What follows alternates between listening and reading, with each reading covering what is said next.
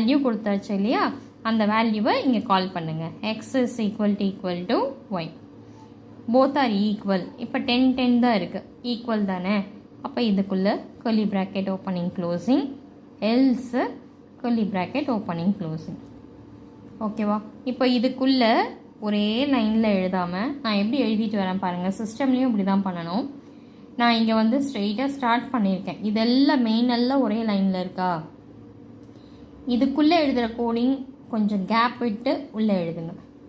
Okay, இப்போ இந்த condition expression coding எழுதணும் இல்லையா, இது வந்து இன்னும் கொஞ்சம் கேப் விட்டு இப்படி எழுதுங்க. Okay, print F. அது வந்து கீபோர்டில் டேப் அப்படின்னு ஒரு கீ இருக்கும், அதை டைப் பண்ணிங்கன்னா இந்த இன்டென்டேஷன் அலைன்மெண்ட் வந்து கரெக்டாக வரும். இப்படி எழுதும் போது உங்களுக்கு நீங்கள் எங்கே கர்லி ப்ராக்கெட் ஓப்பன் பண்ணியிருக்கீங்க, எங்கே க்ளோஸ் பண்ணியிருக்கீங்க. இங்கே ஓப்பன் ஆகிருக்குன்னா இங்கே க்ளோஸ் ஆகிருக்கு, இங்கே ஓப்பன் ஆகிருக்குன்னா க்ளோஸ்